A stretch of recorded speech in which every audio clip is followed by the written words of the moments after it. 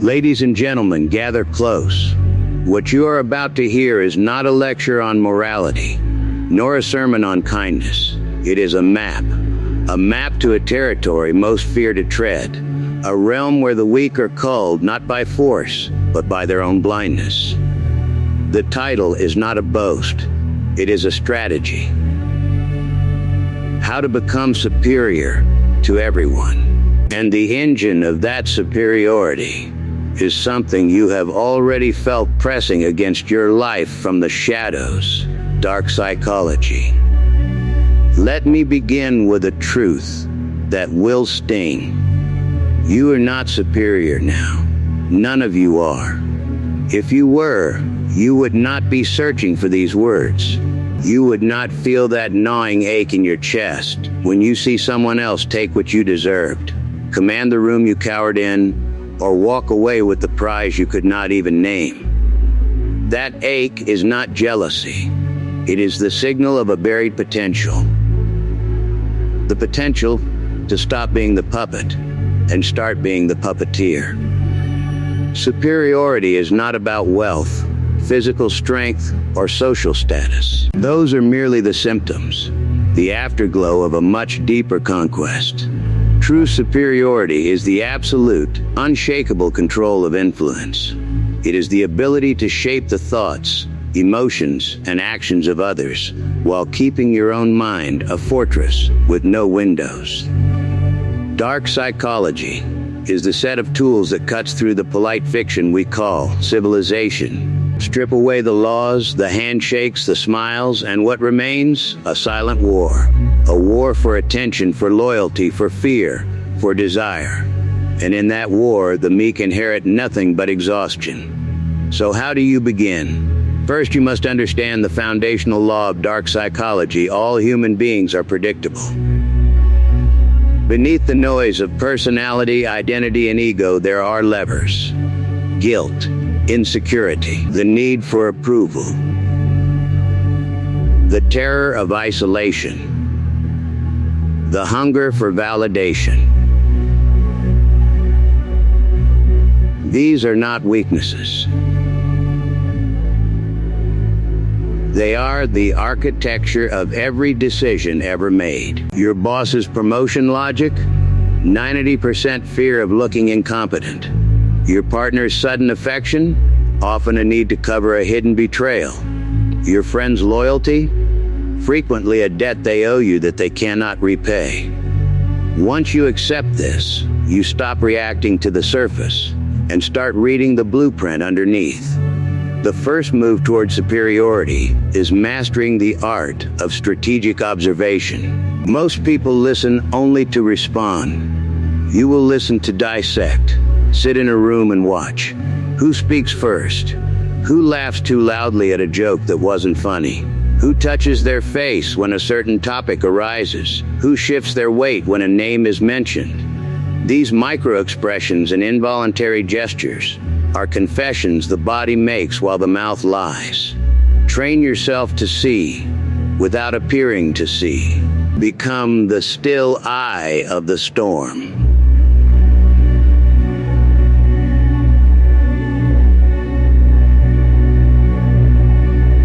Information is the ammunition of dark influence.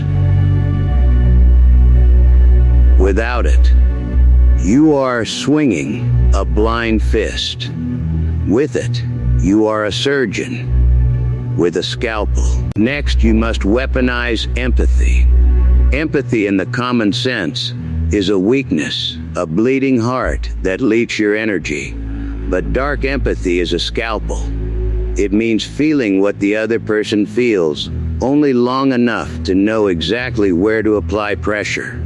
If someone is afraid of abandonment, you become the one person who will never leave until you do at the exact moment it ruins them. If someone craves admiration, you become their mirror, reflecting a glorious image back at them until they will do anything to keep that reflection alive.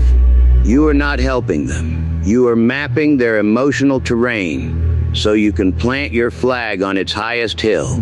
But observation and empathy are useless without the third pillar, emotional detachability. This is where most fail. They win a small victory, a manipulation that works, a lie that lands, a fear they successfully trigger, and then they feel guilt. Or worse, they feel the need to gloat. Guilt is a trap.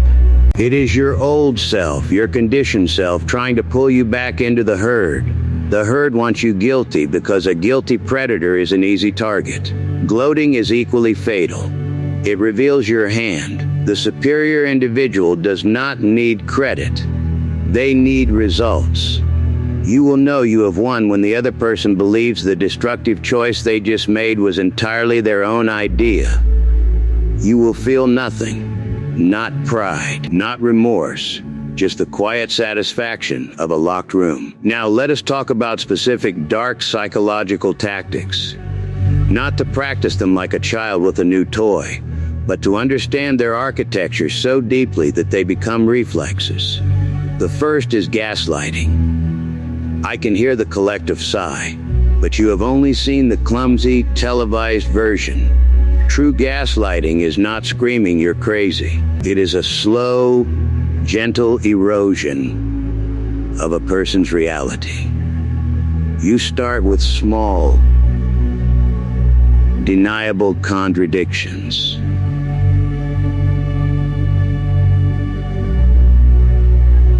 I thought you said Tuesday. No, I clearly said Wednesday. But it's fine. You're under a lot of stress. You become their most reliable source of memory because their own memory is now in question. After weeks, they will bring you their doubts before they trust their own mind. You have not lied. You have simply reshaped what is true for them. That is power beyond money. Second is love bombing, followed by intermittent reinforcement. You flood a target with affection, gifts, attention, future promises. You become the sun in their sky. Then, without reason, you pull back. Cold, distant, preoccupied. They will panic. They will chase you, trying to understand what they did wrong. You do nothing wrong. You simply return a tiny fraction of the original warmth. Just a crumb. Just a text that says thinking of you. The brain chemistry of intermittent reward is stronger than heroin. They will degrade their own boundaries, their own dignity, just for the next crumb. And you own them without a single contract or threat. Third is the strategic use of silence and the pause. The average person cannot tolerate 3 seconds of silence in a conversation. They will rush to fill it. And in that rush, they will confess, offer concessions, or reveal their true position. When you want an answer, ask a question and then become stone. Do not nod. Do not smile. Do not say take your time. Just wait. The other person's anxiety will become a fire hose of information. Silence is not empty. It is the loudest weapon in your arsenal. Fourth is the creation of a shared enemy. People do not bond over love. They bond over mutual hatred. Find a third party, real or implied, and paint them as the obstacle. Management doesn't appreciate us. The other department is sabotaging us. Society wants us to fail. Suddenly, you are not a manipulator. You are the captain of a tribe. Your followers will defend you, because defending you is defending themselves against the common enemy. And once that enemy is defeated, you find a new one. Loyalty is a furnace that burns best on the fuel of fear and anger. Fifth, the paradox of the honest flaw. Never pretend to be perfect. Perfection breeds suspicion and envy. Instead, reveal a small, charming, irrelevant flaw early on. I'm terrible with names. I get lost easily. I'm a bit of a perfectionist to a fault. This admission of vulnerability disarms people. They think, they are human like me. And once that guard is down, They never suspect the larger, invisible machinations behind their lives. You might be thinking, this is manipulation. This is evil. Let me stop you there. Morality is a story the weak tell to make their chains comfortable. The lion does not ask the gazelle for consent. The storm does not apologize for flooding the valley. Nature does not know good or evil. It knows only systems of influence. Some species mimic, deceive, and parasitize. Others are eaten. You have been raised to believe that being good will protect you. But look around. The good people are exhausted, resentful, and invisible. They work twice as hard for half the recognition. They stay quiet to keep the peace, then lie awake at night, wondering why their lives feel so small. To become superior, you must kill the part of you that craves approval from people you do not respect. That is the hardest kill. We are social animals, conditioned since birth to seek the herd's nod. But the herd is not a committee of wise elders. It is a collection of frightened, hungry, competing individuals. Their approval is worthless unless it serves your strategy. You stop asking, do they like me? And start asking, what do they need? And how can I be the only one who provides it? This shift is not a thought. It is a rewiring of your nervous system.